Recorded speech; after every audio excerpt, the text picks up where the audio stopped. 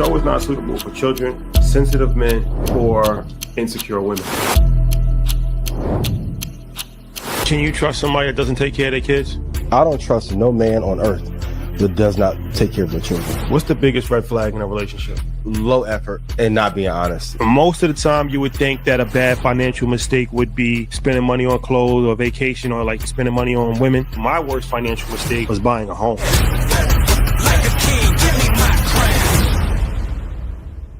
Game time. Game time. Appreciate y'all.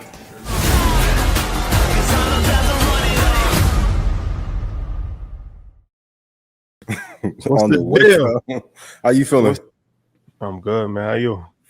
Blessed, highly favored. God is good. Happy to be back. Another wonderful Wednesday. Yes, sir. Yeah. Government is shut down, but we open. Always. You know that. For business. You know that. Government is shut down, but we are open. Mm-hmm. Man, it's a lot to talk about. So much going on in the world right now. Do remember, check out Earn Your Leisure tomorrow, 6 o'clock. Chef Lorena from South Africa. Celebrity chef. She talks about culinary business, her journey, supper clubs, the business model behind supper clubs, and so much more. Check that out. And then, man, it's a lot going on in the world, man. We got a lot to talk about. Mm-hmm. Make sure you tap into EYL University Choice Options classes this Thursday. Yep. Tomorrow. Again, that's tomorrow as well. So we got a jam-packed schedule for tomorrow, but check out the options class. We're gonna be talking about stocks a little bit today, and man, market is all-time highs again, and a lot of the stocks that we've been talking about on Market Mondays have been prevailing. So you gotta take advantage of the opportunity when you have it, man. That's important. Yep. Ian, any announcements? Y'all thought I fell off? Eli Lilly up 115. Told you on Monday, if I made you money, please put C in chat. Mi amano. So if you want to know how to get rich from the market, want to know where to get in, where to get out, go to ianinvest.com. Stock Club call will be the time of Sunday at 5 p.m. Central. We'll be going over live trades, some more trading information from Sniper, and then what to do to prepare to dominate Q4 and getting your 2026 plan together. So most important lesson, though, you got to hold on to quality. All the rotation and that is fodder. It's BS. Hold on to the ones that matter. We told you Monday. Shout out to all of you who listen. Love y'all. Let's have an amazing show. Let's get it. Yeah, let's talk about some stocks for a little bit before we start warming up a little bit. Yeah, the market unfazed by the tariff. By the government shutdown. So a few stocks that we've been talking about for a while. TSM up almost $20. Today, big jump on TSM. Yep. That's something that Troy been talking about for a long time. I've invested in TSM. Yep. We have Eli Lilly to the moon, up almost $112 today on news that they're going to be working with the Trump administration as far as his plan for prescription drugs. And I ain't gonna front, man. Market Mondays, man. I always listen to Market Mondays. Listen back every week. Me personally. Yep. And I remember, I think it was 3 Mondays ago, and Eli Lilly was low. Eli Lilly, I forgot the exact price that it was, but it was pretty low from his high. Mm-hmm. Might have been like in the low 700s or something like that. Range. Yep, 720, something like that.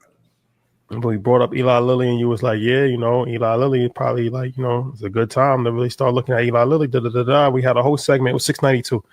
And then I'm like, you know what? Because I had never invested in Eli Lilly before. I know you had always been talking about it. I never invested in it. So that next day on Tuesday, I put some money in Eli Lilly, and I'm actually up 20% right now. It's always great when you can throw the lob to your friend. That's a fact. No taxation on the help either. Ooh, boy. So, yeah, man, I'm telling you, man, it's like if you're not listening to Market Mondays, ASML. You deserve to be broke. That's a fact. ASML is up $25. Mm-hmm. Troy talked about that stock last week. We can run down the list. Man, MU was up $12. Bitcoin is on a tear. Yep. Bitcoin's up $4,000, approaching 118. MicroStrategy looks like it's back on the rise. So hey man, we're gonna talk about a lot of topics, but we just wanted to start it off today with that because man, if you're not listening to Market Mondays, you're doing yourself a tremendous disservice. Outperforming. I'm not only what do you say? Watch on TV. Like, what are we talking about? Come on. I'm not only a client. I'm the president. Like I'm actually implementing. Yes, I'm somebody that actually listens to the show and implements advice from the show. It's a good quote in business: "Eat your own dog food." It's a lot of companies who make product or apps or services, and they sell it to the community, and just worldwide, but they don't actually follow the advice or use the product. The prices I'm giving you are the prices I'm looking to get. You can do all the internet fodder you want to, but when mi hermano makes some coin, Red Panda makes some coin, what? That's what it's all about. That is what it's all about. Biggest lesson, hold for 5 years. Stop thinking about short term. Shout to Kai. They're not stopping Mafia-thon next year. They're going to do that shit. Y'all going to do another Invest Fest? Yeah, it was working. Mafia-thon working. Anything that's working, hold 5 to 10 years. And I've been moving around, getting my intel in Mexico. Shout to the Pre and Pine Party. Things are drying up everywhere across the world. You have no choice but to invest. As Troy said it before we got up, it's damn near invest or die. If not, inflation, I said it on Monday, since 2009, inflation has eaten away 51% of the money while the dollar is dropping to some of the lowest values we've ever seen. The choice is yours. Nothing is cooler than being able to take care of your family and not needing anybody to do so. What was the next price for Eli Lilly? Tune in next Monday to Market Mondays, and I'll give you a price. Listen the first fucking time, though. Y'all got time for everything else to have all the debates. Yo, what you think about Michael Porter Jr.? I think you should import some money to your brokerage account. First and foremost, on the wake up. On the wake up. Do anything. Some of y'all be waking up arguing with your girl. Turn on Market Mondays. Set them pending orders and be free. Absolutely. Yep. All right. So yeah, just wanted to start off with that. Okay. It's important that we invest, ladies and gentlemen. That's important. Okay. We got a lot to talk about today. We start off with Kanye's betrayal list. Oh my God. Kanye said, "I'm in a pain that no person can fix." The betrayal. Kim Kardashian, iShowSpeed, Diddy, Ty Dolla $ign, Harriet Tubman. Hold on. What? Okay, go. My bad. Go ahead. Harriet Tubman, Northwest, Pusha, Freddie Gibbs, Cuddy, Curious George, Donald Trump, Pete Davidson, Patrick Starr, LeBron James, King Von, Playboy Cardi, James Murray, Adolf. Rupp from Kentucky. Listen, Kanye, I love you, right? You picked a good time when that boy was dead to say his name. You would have went viral if he would have caught up with you when he was living. Stop speaking on that boy's name. Rest in peace, King Von. Now you want to say something about him and Durkio. You better chill. Anyway. Yeah, for me, it's one of these things where, man, mental health is just on a free Sean John movement. Like, what's mental wrong health with Kanye? Mental health is real. I think anybody at this point that doesn't understand that he has serious mental health issues doesn't fully understand mental health, right? So, I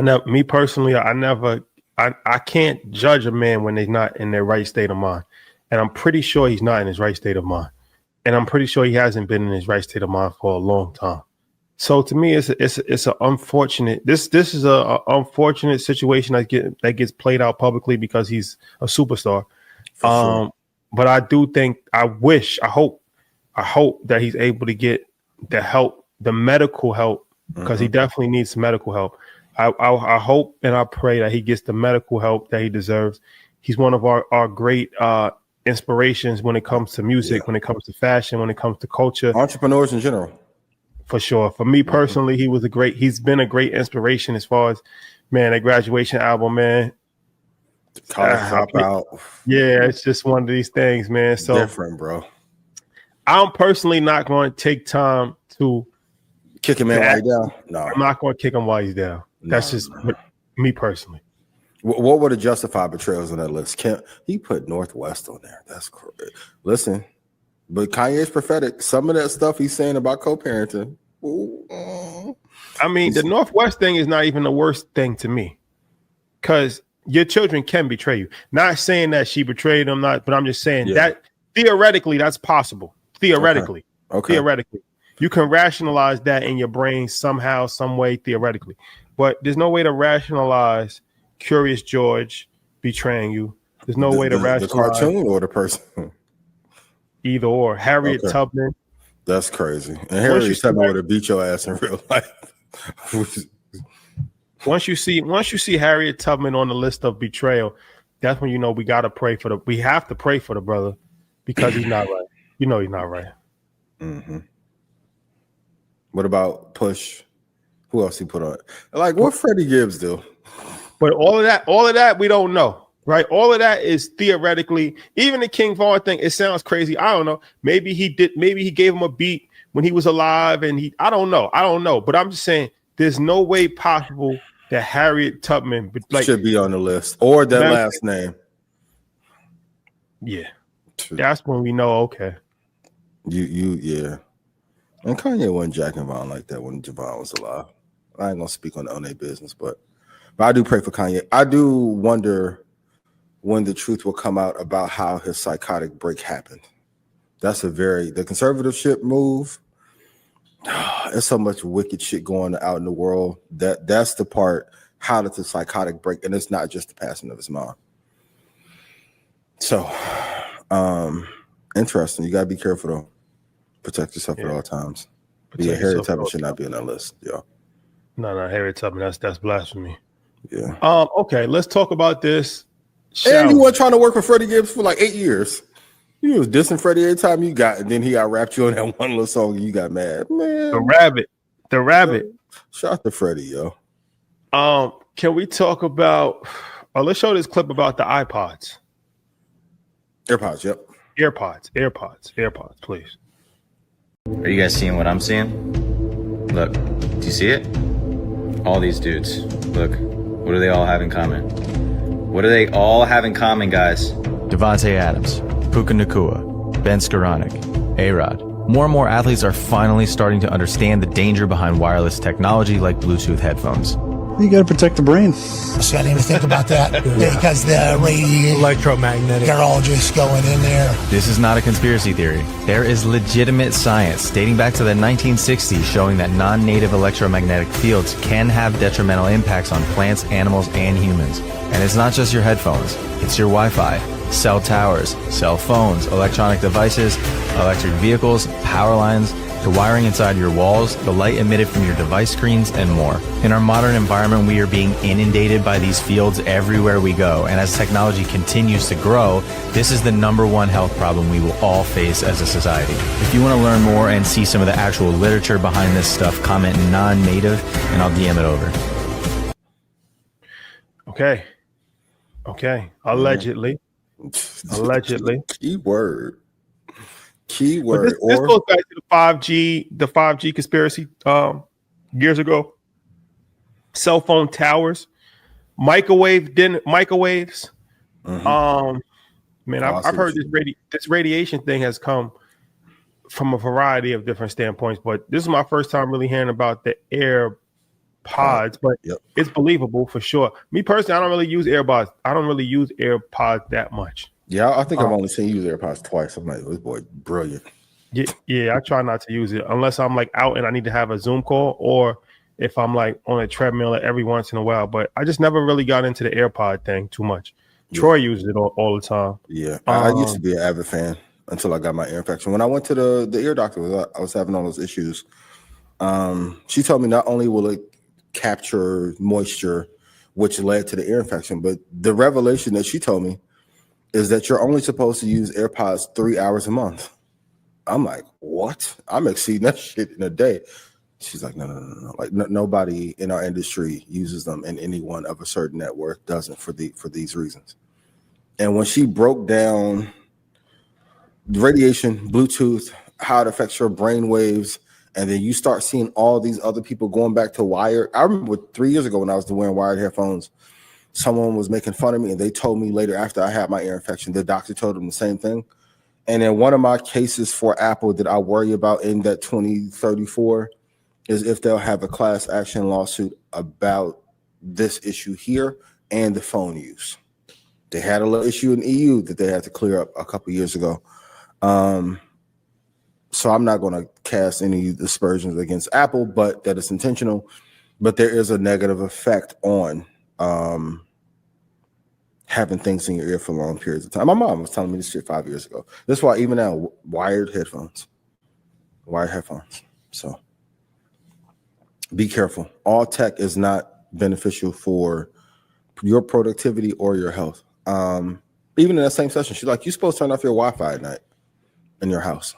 You're not supposed to have Wi-Fi just freely roaming through the space that you're in. It affects your circadian rhythm. So. Yeah. I mean, it's tough when you invite the baddies over and they got to connect to the Wi-Fi because they cell service ain't good, but sleep time, boop, boop, the little button, power them down, allegedly. Asking questions about the Wi-Fi. Asking questions about the Wi-Fi. Can I connect? No. You better upgrade. No, sir. No, ma'am. And no pictures in the bathroom mirror either. Can we talk about girl dirty macking? Oh no. What's the? Never mind. Next week. We can talk about it. And this to go right into the Michael Porter. Let's start there. Then we can go into the dirty macking. Start Michael Porter. Yes, brilliant. Want to go straight to it? All right, let's show the clip. Let's show the clip of Michael Porter. I know you're not worth $200 million and was splitting rent with your ex-girlfriend. You talking about that I should pay for the whole thing? Absolutely. Hold on. $200 million deal and you were splitting rent with your ex-girlfriend? Yeah. Like, what are you talking about? The right decision. You worth $200 million. Her rent was probably $3,000, bro. Okay, but she killing herself to make half, and then she always with you. But look, how is she even making that half? Okay. So basically, she's looking around. she's looking around for her apartments, and she came across one, but it was way out of her price range. It was like double what she could afford. So I was like, this is really nice. I want you to be able to stay here. I want to be able to pull up and stay here. You know what I'm saying? Like, what can you afford? And I'll split it. I'll pay the rest. So right. I ended up doing that, and I was like, "Yo, whatever happens," and I want the people's advice on this too, because I'm curious. Yeah, I'm gonna give. I am the. So basically, bruh, I said whatever happens in this relationship for the next year, I'm committed to paying this rent. You're a year by year guy. You committed to the NBA year by year. You committed to your woman because I'm like, I don't know if we're gonna be together. I don't know if this is my wife. I don't know if it's not. So I'm like, okay, for this next year, I got you. Whatever happens, we could break up. I got you for this next year. I'll split rent with you. You can into it with the wrong mindset though. I know, but bro, I don't know. I just didn't know. So then we end up breaking up 5-6 months into the rent. And basically that's where I'm at now, where I'm like, man, do I keep helping her out? Or is it cooked? So, have you paid your half of the rent? How does that work if you blocked on shit? No, we were in a little bit of communication. She ended up hitting my phone asking for the bread. Hell yeah, she gonna keep which I don't blame her because she went into that apartment not being able to afford it, and I gave her my word. So why you just don't send her half for the rest of the year? Because she need to act right month to month, nigga.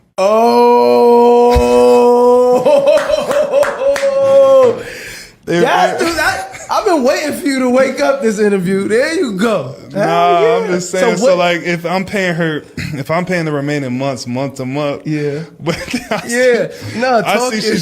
see she's wilding, and like, bro, it's gonna be hard to continue that agreement. You feel me? That's gonna be tough because if you're out here wilding, get that next dude to pay that rent. Okay, ladies and gentlemen. So you know what? I'm gonna be honest with you. This boy's Warren Buffett. Michael Porter. Is it Michael Porter Jr.? I believe so.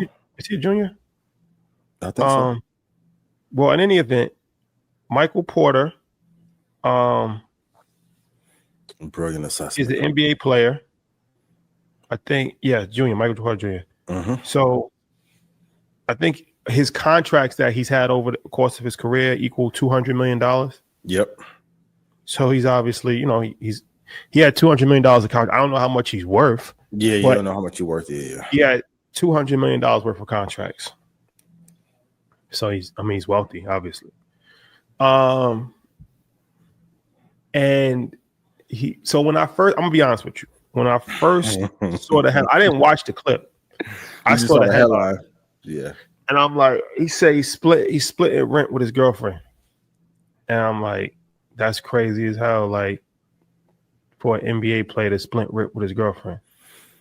When I watched the clip, it made more sense to me. It gave more context. And Clippers, y'all got to start putting the right headlines on the clips too. It should be he splits rent with his vibe. But also, he split rent thing. To me, that's not even a fair headline because he doesn't live with her, right? Like, she has her own apartment. Yes, that he's subsidizing 50% of the rent. I'm gonna be honest with you. That's not a bad deal because what happens is this: wake it up. When you're paying 100% for something, there's no level of appreciation. You gotta have skin in the game. And if we're not married or we're not in a serious relationship to live together, well, I'm not obligated to pay 100% of. I'm not obligated to do anything, first and foremost, but I'm definitely not obligated to pay 100% of your rent because here's what's going to happen. You pay 100% of the rent, it's still not going to be enough. Yeah. It should be 100% of the rent plus car note plus other expenses. And this is what I learned. Go ahead. Money management is a psychological disorder. It doesn't matter how much you have. Yep. If you can't manage $1,000, you can't manage $100,000. Okay. This is bigger in relationships. The worst thing you can do in life is to give people things that they're not fully deserving of. Can I ask you a question? If you can't do it on your own, are you deserving of it? No. We get canceled today. Thank you. Hello. If you can't do it on your own, a lot of people are like, yo, I deserve this. If you can't go put that shit in the cart on your own and pay for it, you don't deserve it. No. Sorry. This is why you should not do stuff. This is why you shouldn't do things to people that they're not fully deserving of. They start to believe that they're deserving of it. Oh my God. You are Martin Luther King Jr. Said it again. They start to believe. You would think like, I know this person don't really deserve this shit. I'm going to do it for them. And they're going to have a high appreciation for me for doing it because they know that they don't deserve it. That's what a human being would think. But that's not how it works. How it works is that they received it. They've rationalized in their mind that they do deserve it. And then they actually rationalize in their mind that they actually deserve more. Yep. It never fails. And we're not telling you some horror story from something we read out of Rich Dad, Poor Dad. These are real life tales. I told y'all the story about the person that I cut the check so it should go faster. Even people, I had some friends who was in the streets. They're like, yo, man, I want to change my life. You help them get out the street, and then you hear 2 months later, they back to doing what they've been doing.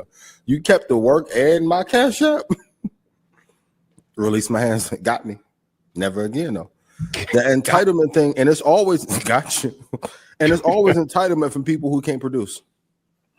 Why are you entitled when you can't do that shit on your own? Now, fellas, this is the other conversation. If it's your vibe, you shouldn't be investing nothing into it. I know it's hard. I know it's because them first 3 months are real fun. But the month-to-month evaluation is where I think he's brilliant. The month-to-month valuation is hard. But the thing, there's a few teachable moments here. First, is never advised. He said that she could not afford the apartment. That's not advisable. That's another lesson that you learn. Don't put people in positions that they know that they don't can't put maintain. people in positions. Exactly. Don't. Okay. Here's the thing. This is a key. This is something that I learned. A borrower, don't lend money to somebody that you know can't pay it back.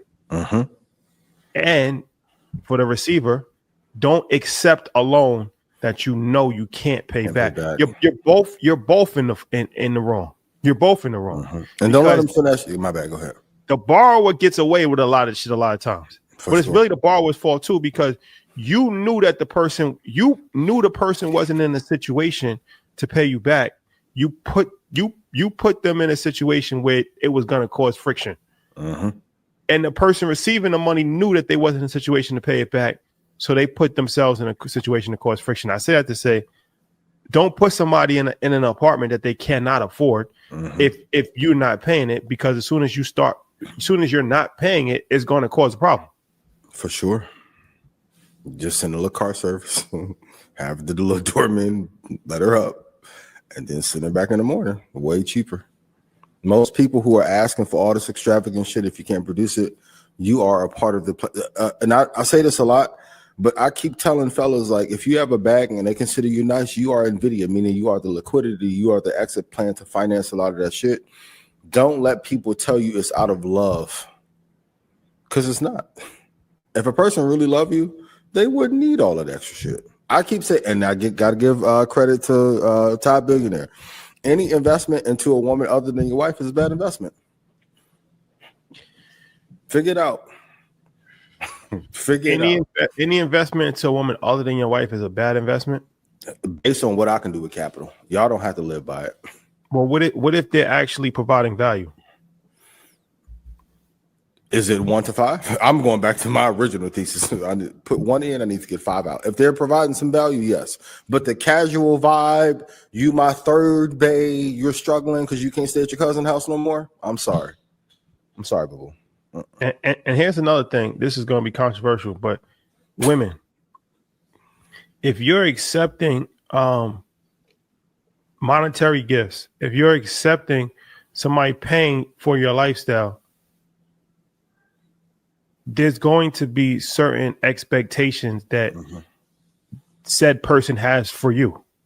Yeah, especially if they're lame. Not saying that he's lame, but for most men who's giving you something, they're going to want something out of that consistently. That's human nature. Don't put yourself in that position. It's human nature. That's why it's like, okay, if you have a daughter, it's helpful to educate, to say, okay, if you're married, if you're in a relationship, like as far as like, husband, somebody like that, that's different. But if you dating somebody, if your occupation is to get a basketball player, well, that's not advisable for a variety of different reasons. That's not advisable. It may look, you're gonna make less money for sure. Brittany Griner just got $5,000 a month for child support. Rainer, got $5,000 a month for child support. That's $60,000 a year. You could have just worked a job and went through less headache and less humiliation. Just get a job, because the 60 you got to raise a whole human being, and like you said, you go through the headache, the humiliation.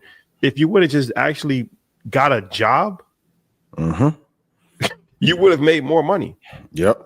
It's the same thing with the street dudes, like the dude that's hustling, but then gets locked up for 5 years and then has to work for $1 an hour in the pen.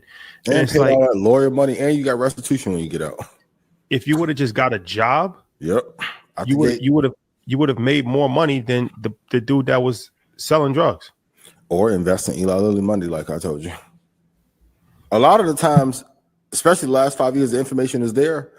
Some are just choosing to be hard-headed. And a lot of times too, even, and I'm not casting any aspersions on her, but a lot of women are asking for wife privileges while being a fucking vibe. But it's a lot of suckers who out here giving it too. Oh, that's the disconnect. Yep. If we're gonna play this game, okay, I'm gonna pay your lifestyle. Well, what are you doing for? What value are you adding for me? What value other than having sex are you adding towards me? Because everything else is a liability. If you go, okay, I'm gonna be a companion to go out to eat. Well, that's costing me money.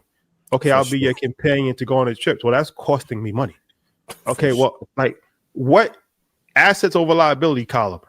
How is this helping me? If I'm paying your rent already, then we go out and I gotta pay all the bills when we go out. Then when we travel, I gotta pay all the bills when we travel. Then it's your birthday, I gotta pay to have an extravagant birthday. Well, I'm losing money at a rapid pace here. Yep. Right? I'm losing money at a rapid pace. And the only thing that I get in return is what? Sex. You get sex anywhere. And trying to be the companion. You end up blocking other companions who want to meet.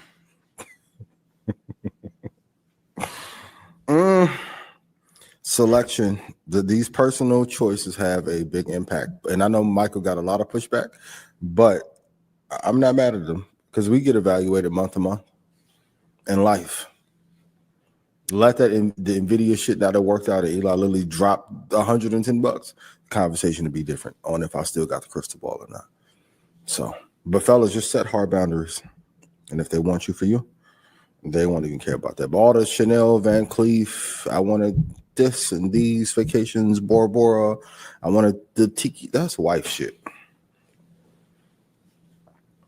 Unless you can't get no girls, then you got to go out your way and do that. But those are wife privileges. The best thing you can do is just focus on helping yourself, helping your immediate family, and let everything else fall to the wayside. And this is from the heart of a giver. You'll give that shit, and like Rashad said, they will ask for more or say you didn't do it. You can give the person the biggest bag they've ever seen in their life. They'll tell you it's not enough. It's not enough. Okay, cool. Yo, Ian changed. No, I didn't. You did. I've been the same way. Okay, deal with it.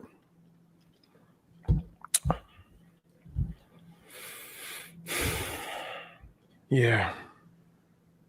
Okay. Yeah, it's unfortunate. Unfortunate situation. Okay. Okay. Let's talk about. So you said you wanted to lead into something after that conversation? I think we've exhausted this toxic material for right now. I'll come back to it. So let's go into this Birdman. This Birdman situation with NBA YoungBoy. Let's play a clip of this. Crazy. Say, you gave it to me. He just gave it to me. No money. I was like, Mike, I was confused. I would give Mike $10-20 million. You know when I asked him what he said? And this told me everything about labels. He says, Ack, what you want me to do? He was in jail. They don't know what to do with him. He had a rough start. Hey, Stunner gonna rock. He gave blood to me. I'm like, man, that what you doing? Fuck it. I knew he gave it to me. Like, I would gave him $10-20 million for blood. And that man gave that man to me, man. Like, gave him to me. Like, you can have him. They was like tired of him. I was trying to get him and Yak. I want a Yak too. But they gave me him. All right, fuck it, let's go. Okay, so Birdman, you know, everybody, if you've been seeing Birdman, he's on tour with NBA YoungBoy, like on the tour bus. He's on the tour bus. I think Birdman's almost 60 years old. Still running around. One thing you gotta give Birdman is that he's a hustler. He gonna work, yo. He's gonna work. And he's going to work. Fine. Then just when you think, okay, it's over, Drake left, Lil Wayne left, finished, like he pops back up with the hottest dude in the world, NBA YoungBoy. He did the same thing with Rich Gang. Remember, he had the Rich Gang with Rich Homie Quan and Young Thug. Like, this dude it's not luck. If you've been doing something for 30 years, it's not luck. And it's consistently not like, finding new talent and new hits. He had the Hot Boys, then that era. Then he had the Lil Wayne era. Then he goes into the Drake and Nicki era. You know, runs around with Young Thug for a minute. Now he's in NBA, and I googled this. How is he in business with NBA YoungBoy? Because from what my research showed, he's not signed to Birdman, or is he? That part of the deal, I didn't go to certain people, him and a few others, Jefe in Houston, I'll stay out of their business. But I think he's done a great job and being a liaison or a translator for corporate America, Universal, to be the bridge between him and people like Youngboy. I think he went to them and said, hey, well, especially if you get it for assets over liabilities, there's no capital cost involved. You can even hear he was befuddled, like, and Aka's befuddled. For those who don't know, Zaire got in a lot of trouble when he said this, and I won't, because Tupac's my favorite, but he does have a diehard loyal fan base like Tupac, for sure. Like, he's packing stadiums out full of YNs for his tour. So Birdman probably went to them like, hey, I can help control them. You've seen what I did with Wayne. Let me be the bridge, because I'm sure Lucian's son can't manage Youngboy properly. And I think it's a great lesson in being like you say, like, for investors, this is where culture meets finance. I think he's where the music and streets merge, but he provides a safe lane for both of them to interact with each other. And I think he's doing a great job. I don't think he's signed to, but it may be like a managerial Rock Nation in partnership kind of situation. So you got to give him credit. He's finding talent. And if with very few stars left in rap, Youngboy is one of them. Niche star too. Like him and Playboy Cardi may not be the same in sales, but in terms of impact for his core audience, Youngboy is different, man. Different. Yeah, he is, man. I just don't understand how a label. What does this even mean? He said they gave it to him. They gave him. You know. The thing about, you know what? This is crazy. If you really think about it. Yep. He is the opposite of Dame Dash. He's the anti Dame Dash. Rashad Dame gonna text you. No, not even on the bad. Even on the bad. Okay. Not even on a bad way. But what I mean is that he did everything that Dame Dash didn't do. Meaning, like, you would think Birdman, he's got tattoos on his face and on his head, and he's a gang member, and you would think that he would be like, the person that the label did not want to work with. Mm-hmm. He's actually the label guy. He's a label guy. Like, he's the guy in the label working with Leor Cohn. Like, I've seen it with my own eyes. Like, him and Leor, they doing the Universal. Like, his lawyer, he's easy to work with. His lawyer, Vernon Brown's been around forever. Yeah. Like, he's a guy. He's a guy that's been embedded inside the label. Mm-hmm. That is like he's a label guy. With Dame was the guy that cursed people out and anti and F Leor Cohn and F the label and and I'm fighting for, like, he took his approach. He did the exact opposite, which is why somebody would give somebody like NBA Youngboy to Birdman. Like, here, take him. I think when you have real muscle in both worlds, you don't need to flex it. They already know. Number two, a great business lesson is always to be the easiest to work with. So when I talk to Rant, he'll drop some gems. Like, I know you've been seeing this with Snoop. He like, is there people that can rap better than Snoop? Yeah. But Snoop is going to have marketability. He's going to get the verse done pretty fast. He's not going to kill you on the video side. He's trying to build a long-term relationship with everyone.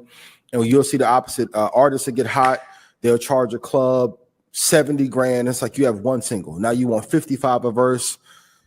You're not easy to work with. Birdman has made himself easy to work with and shown consistency in delivering a hit record every time he's been counted out. That matters a lot. Approach matters a lot. And if you're gruff all the time, it's usually because you may not be able to get whatever muscle move you want to get. I see it here all the time. The ones who are in most power are usually the quietest, softest, most unassuming until it's just like, oh shit, shut the city down. So 100%. Be the easiest to work with. And it don't make you a sucker. It just builds favor for you when you got to call your favor back. No one wants to be around an asshole all day. Even if your talent is exceptional. Be exceptionally talented and easy to work with. And that's one thing that I do love about Brady. Even though him and Belichick had their awards, he kept those really private, and he didn't let it affect on field or how he spoke about Belichick. opposed to other players that may fall out with a coach, and now you're tainting your brand reputation for what? Be exceptionally talented and easy to work with, not one or the other. Thing would have been a lot for just even with Kanye if he would have just been kinder. Even the stuff with him and Cam, like this stuff is crazy. For what? I just wonder, like, what does the deal mean? What does that actually mean? They gave him to him, so I'm assuming that he's a Universal artist. I'm assuming that he's still obviously signed to Universal. It's maybe a collective partnership that like Baby gets some level of the deal. Maybe it's like an 80-20 split where they're like, here, you just take them and you just manage the situation for us, and in return we'll give you 20% of whatever the deal structure was. I'm not sure. I'd be interested to know what that actually means as far as they gave it to, because they didn't just give it to him. He's still a Universal artist. Well, on the liability sheet at one time when Youngboy was on house arrest in Utah, and if you look at the stuff that happened with him and Von and Dirk and that side of Chicago that caused that war, most of the labels don't want to sit on that. So opposed to maybe buying him out of his deal for $3 to $8 million or $15 million, whatever it was worth, they probably came to him and said, hey, no capital up front. Look, this is a split.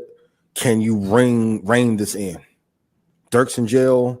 Von's going. So the biggest threats are going like he was supposed to do a show in Chicago. Thank God Chicago shut the show down. But now it's a little bit of a safer territory to promote and have him out. I think he may be the liaison to rein that in. And that's value in that in corporate too. Like it's been the Sonny Vaccaro was a prime example. He was a bridge between Adidas and basketball culture for those of you who are younger and don't know. But like I think he played a very pivotal part into developing like that camp and AAU life, and may not get the credit for it. Landed LeBron for Adidas, and Adidas dropped the ball, and then he went to Nike. So I think Bird is the perfect person to have enough respect in street culture and in the music business to continue Youngboy's success. At one point, Youngboy was getting the most views on YouTube for rap videos, hands down. You can't deny his presence. No, that's a fact. So it says that Youngboy is actually signed. Youngboy is signed to Motown Records after fulfilling his contract with Atlantic Records. Atlantic, yeah. So Motown's under Universal, I think. I believe so. So in 1998, Cash Money Records signed a $30 million distribution deal with Universal. Under the deal, Cash Money kept ownership of their masters and publishing rights. Cash Money got 85% of profits from album sales. Universal took 15%. Unprecedented. Additionally, Universal gave advances of $2 million per year to the Williams brothers and $1.5 million credit for each of their 6 initial artists. That was the first deal in 98. They was getting to it. And then I think they did a $100 million deal the next time they re-up. And that was a 90-10, I think. 85-15, amazing. Even in those deals. They got 85-15 off the rip. What masters? What the ownership of the masters? How you come into the game and negotiate matters what you'll get long term. It matters. And hiring the right lawyers. That's something that him and P did really well. I think P hired Michael Jackson's lawyer, then Vern and Wendy Day, who helped construct that deal. You can, and I know people like this is the industry norm, but if you have an exceptional audience, exceptional talent, you can break industry norms. You got to be willing to fight for it, though. So yeah, Motown is under Universal, so that would make sense as far as Motown under the Universal. If he signed to Motown, essentially he signed to Universal. Mm-hmm. Baby obviously is the a major great relationship with them. Mm-hmm. And so they probably said, okay, look, let's get you involved in it somehow. He's involved in it somehow, some way. One thing about Baby, like I said, he's gonna find a way. Say what you want. Say what you want about him. He's gonna find a way. Supreme hustler. And the best businessmen on earth have been able to navigate underworld and bring the lessons they've learned there into corporate. You see it all throughout hedge fund, even though it's not talked about as much. The book A Man for All Markets, he mastered the Vegas casino when the mob ran it and then took it to Wall Street. There's other firms that were funded under other circumstances that we won't talk about here or ever. But if you have both sets of skills, there's a lot of money to be made off of people who aren't able to navigate both worlds. So even if you look at crypto took majority of the high stakes, high return model from Vegas and applied it and cleaned it up. And now Robinhood is a big beneficiary of that, Kraken, Gemini, Coinbase. So kudos to Bert for getting it done. And if you get a chance to check out Youngboy show just from like an artist and creator's perspective, at a time when they're trying to make concerts a super luxury experience. In 4 or 5 years, there'll probably be no more affordable concerts for an average person. Speaking of concerts, what you think of Benito, Super Bowl, in a time when the administration is anti everything Spanish? I heard that he's going to do everything in Spanish, and it is going to be some powerful little coded messages in there. But what do you think of it? I mean, it's crazy because we was at the airport, myself, Troy, and Tabiti, an hour before the news came out, and we was talking about the Super Bowl, who would make sense. And I said, in my opinion, Bad Bunny makes the most sense. And I said that I don't know if it's going to happen because of MAGA. And then an hour later, Bad Bunny got announced. And then shortly after that, the MAGA attack started. The reason why I knew that, I thought it made sense because Bad Bunny, one of the biggest stars in the world, obviously, coming off a legendary run with his show in Puerto Rico. It's universal music. Mm-hmm. So no, he's definitely not going to perform in English because none of his songs are in English. All of his songs are in Spanish. But the thing with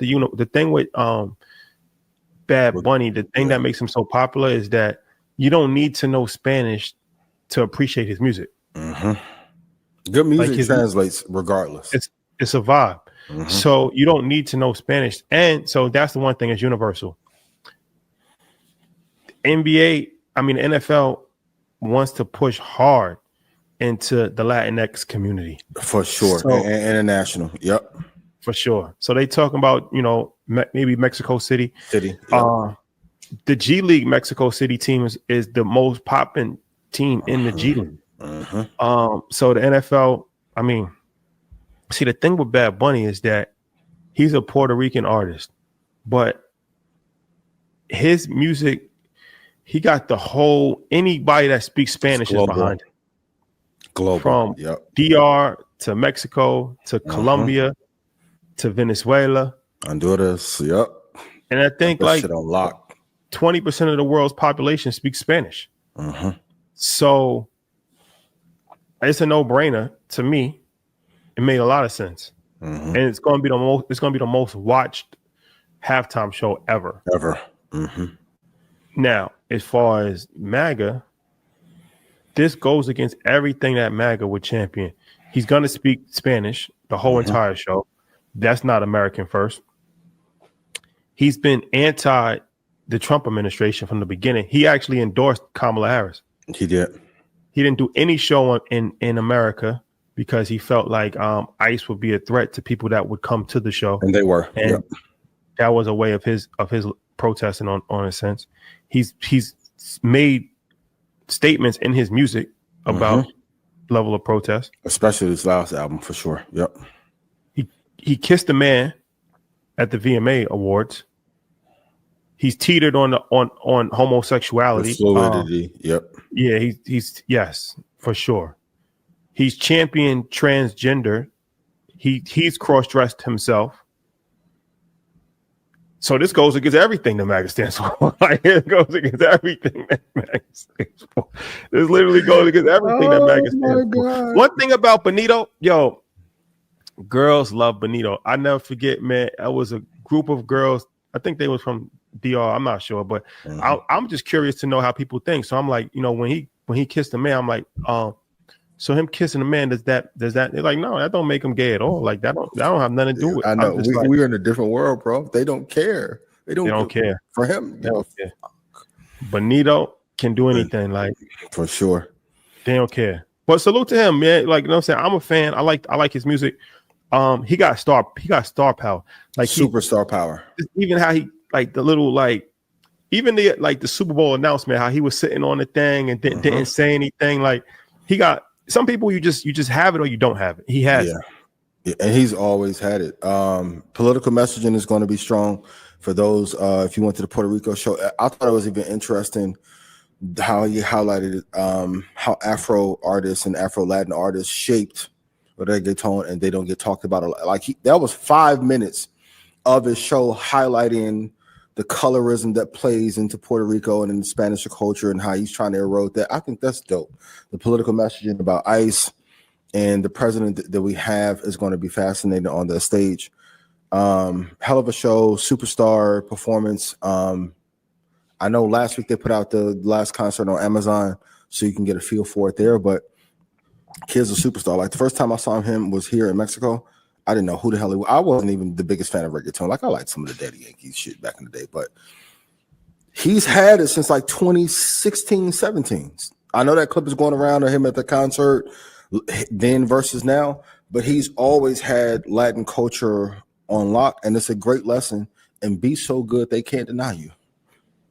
You don't have to like nothing I say. That's great. I'm gonna do my whole thing in Spanish. I'm telling you, I'm coming with a political message, something similar to what Kendrick did last year with the flags. I don't want to tell too much from what I was told, but there will be strong political messaging in it. And I'm so valuable to.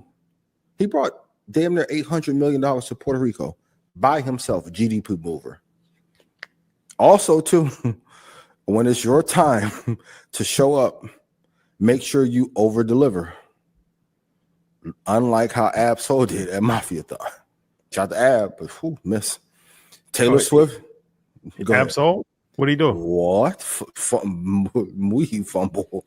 What? From damn near. Ben the Don did better than Ab Soul. Shout out to Ben. I can name 18 people who went up there and fucking did better than Ab Soul. He dropped the ball. Like bar 2. Sometimes the moment can be too big. And you fumble, but that's why I always say you got to over prepare. Taylor Swift turned it down because she wanted the rights to it. They said no. He was next in line. He's going to overperform. And after he just dominated how he did in Puerto Rico, I think it's the perfect selection. But it's going to be interesting to see the pushback. And I think it was smart for him to do it in Puerto Rico so ICE could not affect,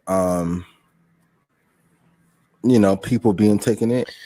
Yeah, no, that's a good point, bro. I not even thought about it like that, but yeah, definitely a legend, definitely a tale of two people that chose completely opposite different paths and how it's worked out for them. And like, yeah, don't stand for something and you'll fall for anything. And sometimes in life you just gotta stand on what you stand on.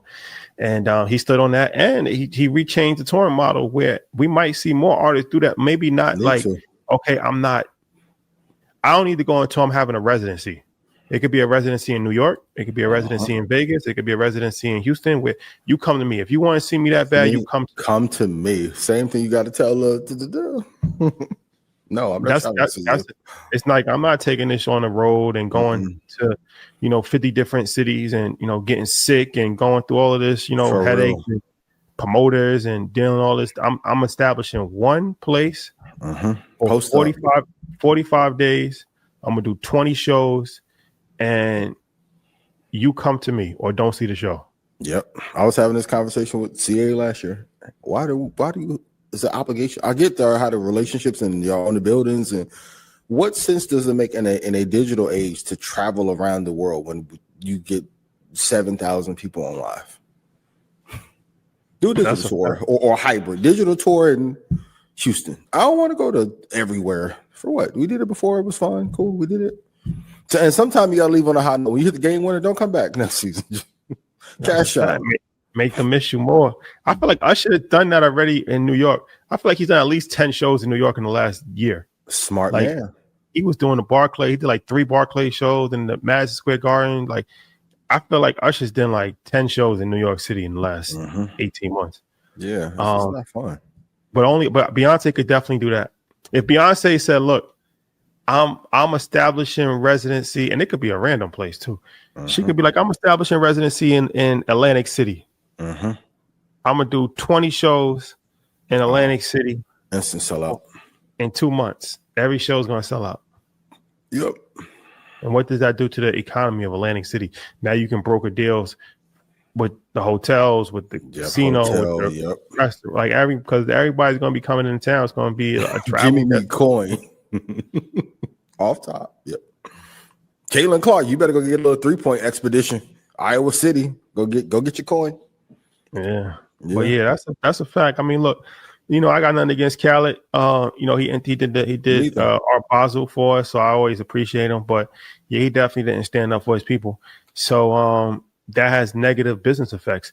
Moral compass can definitely affect your business, and not being neutral sometimes is more dangerous than picking a side. Absolutely, because even in corporations, and I get from Khaled's perspective what business you're in, so the thought maybe I may not want to upset them. Your value is in the number of people you can get to buy product, though. That's why when you have like black people that are like sellouts, it's like, well, the white people don't like you enough for you to scale. So you're going to sell us out for a 2 or 3 year deal to get $3 million for what? What you going to do the next 16 years? The value is in the number of people who trust you to do what you say. For what? And them slaps ain't been. Listen, once boy said it's over with. Valuations look different. No, that's a fact. He lost a lot. He lost a lot of brand equity. A lot of brand equity. Yep. It's not enough. It's not enough.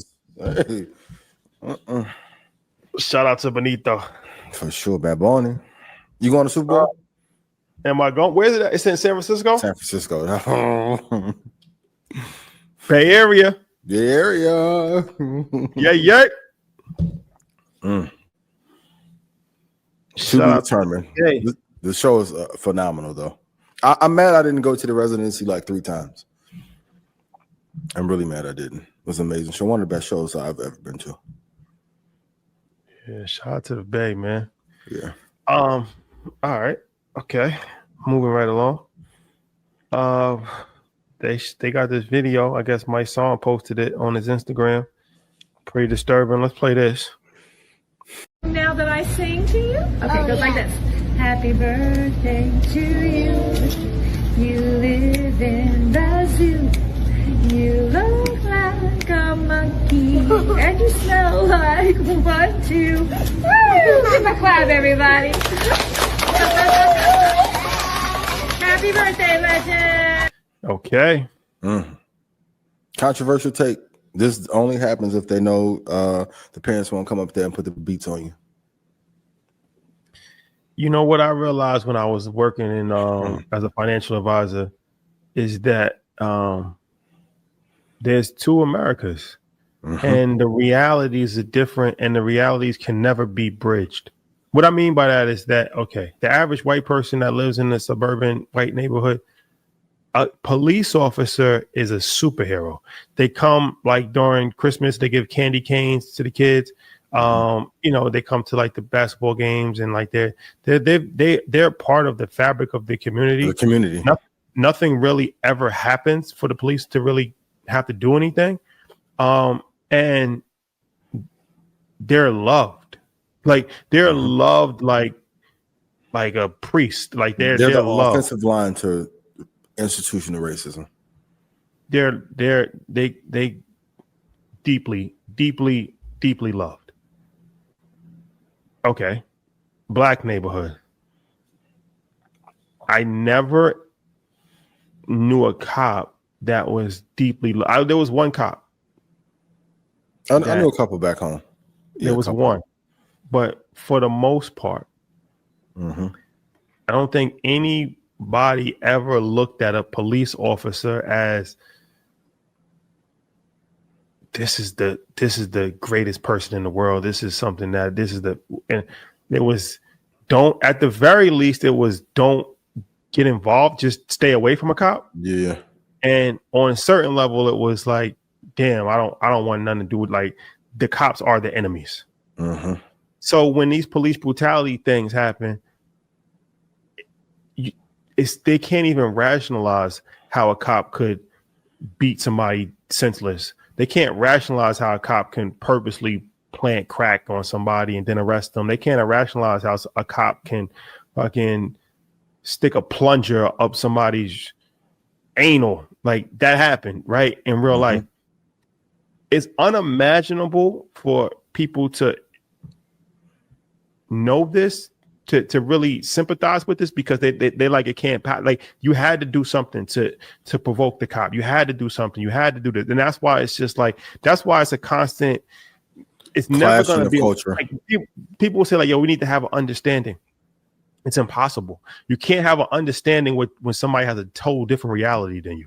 I say that to say, videos like this just goes to the desensitization that a lot of white people have, and it's never going to change. And it's only been empowered the last 10 years through MAGA. Those voices have gotten more prominent and been platformed and championed.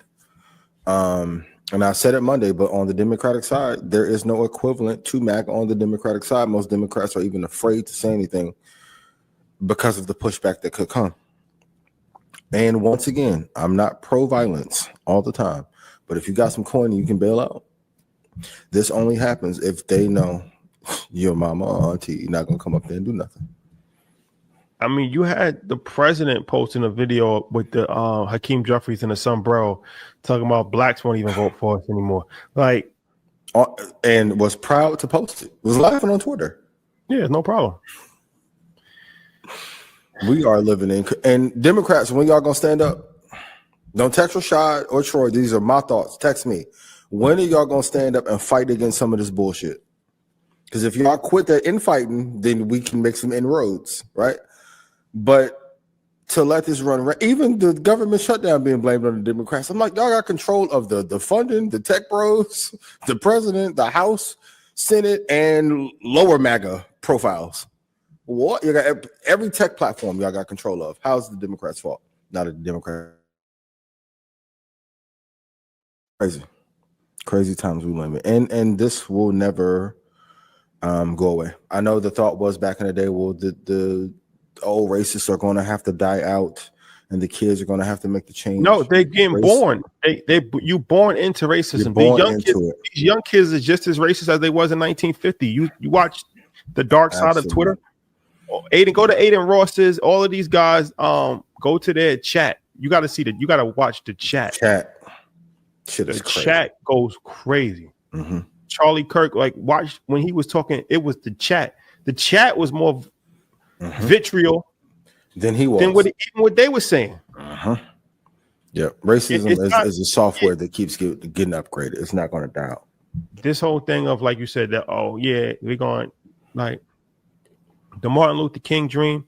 That's why he said, I feel I've brought my people into a burning house. They're not having integration.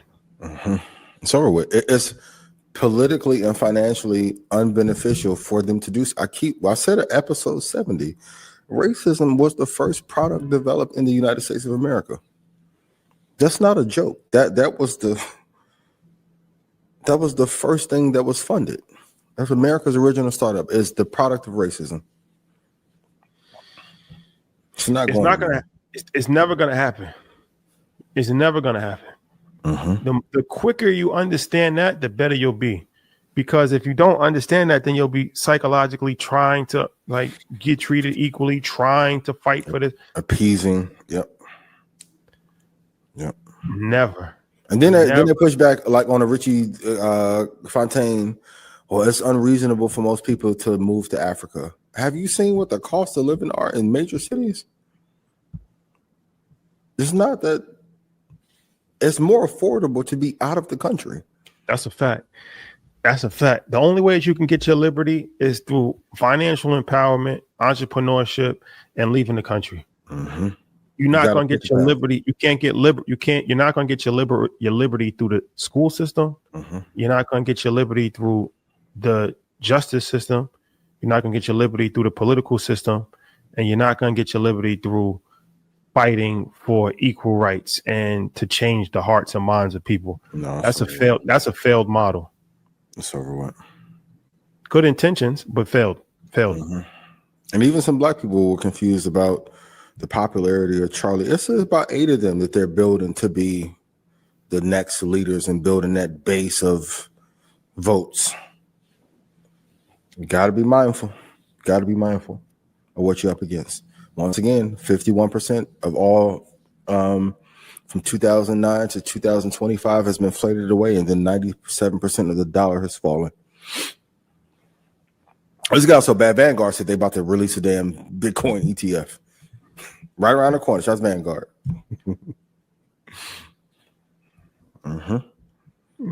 Got to read the tea leaves. This is America.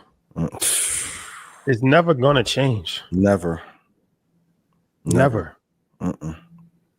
Except it wasn't designed to. It wasn't. It was never designed. Never. The quicker you accept it, the better off you'll be mentally. Yep. But what do we know? You can do what you want. Just like the Eli Lilly call. Y'all gonna be like, damn, you told us 4 years ago. Once again, come to Mexico. I never have seen more white people that are choosing to turn in their passports. It's damn near frightening. Everywhere. Arizona, Nevada, Washington, Maryland, Indiana, just everywhere. All over. Not having integration. And on that theme, let's play this clip of the Secretary of War, Pete Hegseth.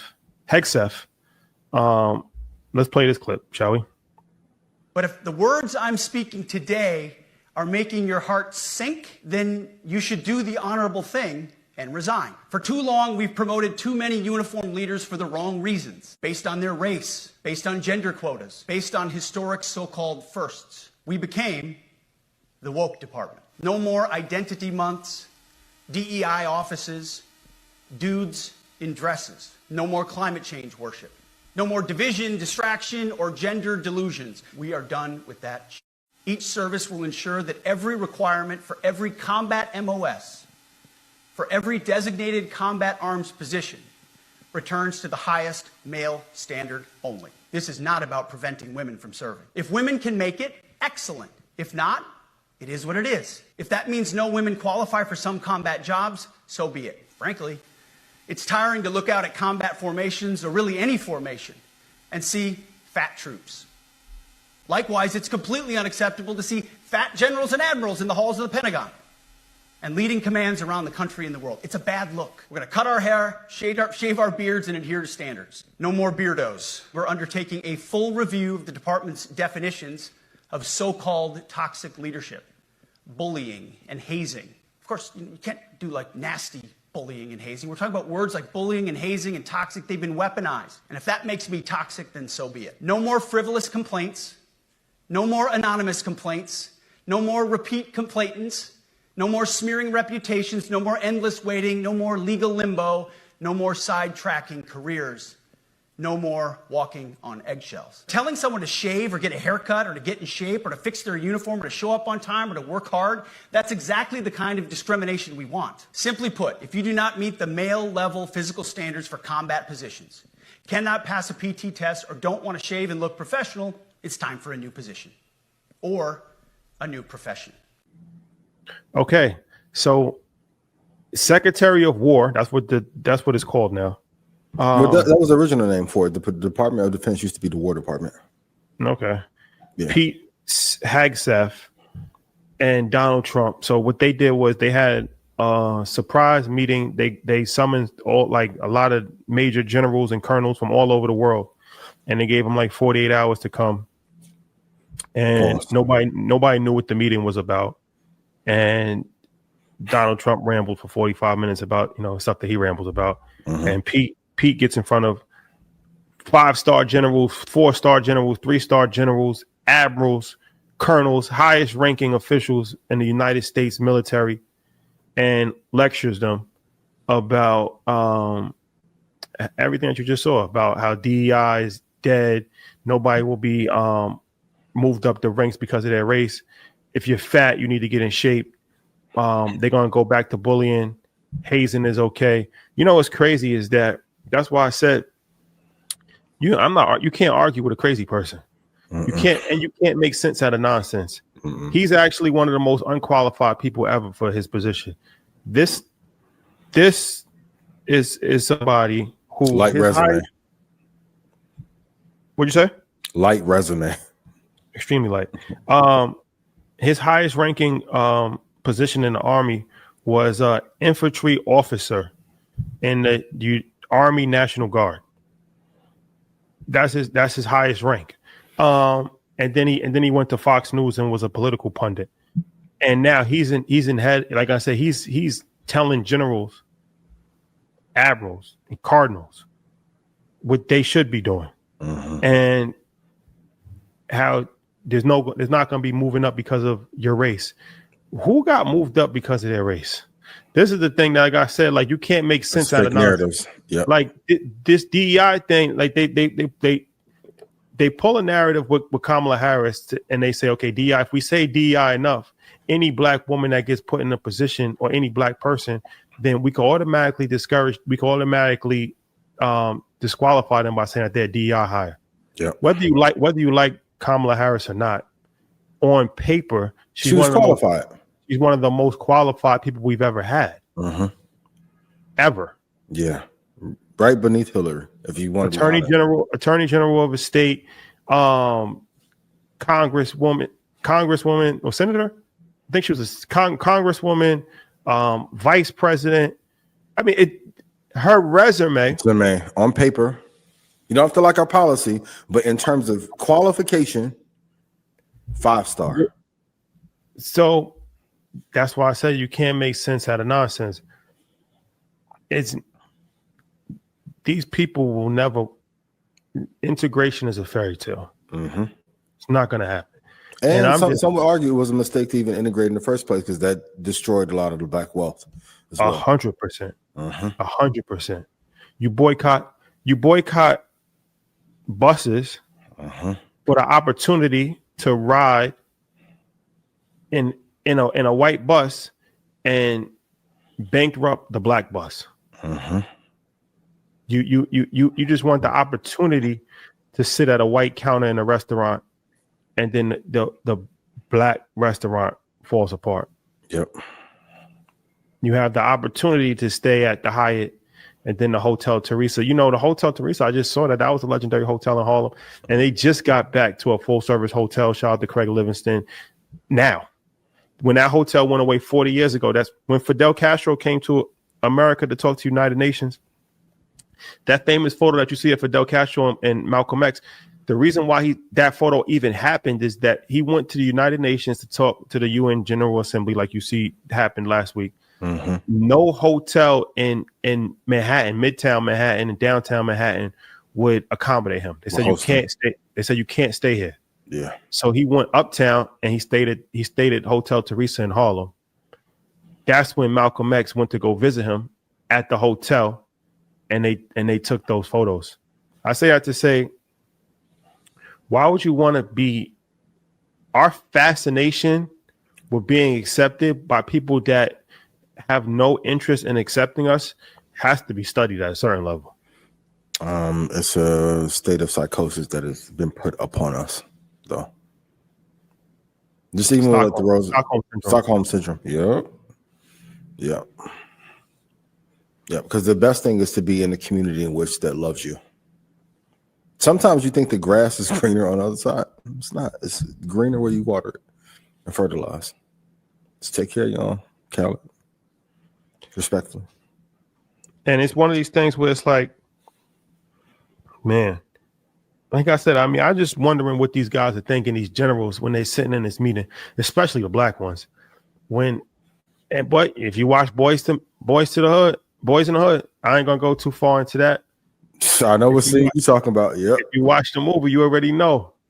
Yeah, all can fucking skin. Yeah. If you already know, man. So it's just like, man, that's got to be a interesting thing for these guys that's worked their whole career and now have somebody who's a Fox commentator, low-level military guy for a couple of years talking to them like, yo, if you don't like it, then leave. Quit.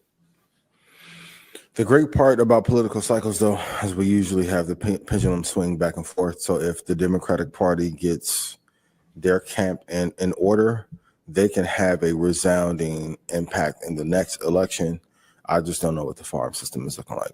New York clearly has a winner, but on the presidential side, I still don't know who will be running. But if they find a great candidate, things can overturn, especially if we start to hit a downturn in the overall economy. And then Trump at the same speech said there's 2 N words that we can't say.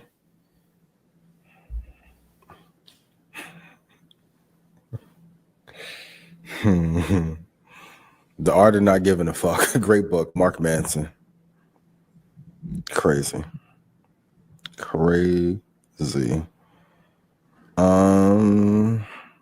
Young Thug?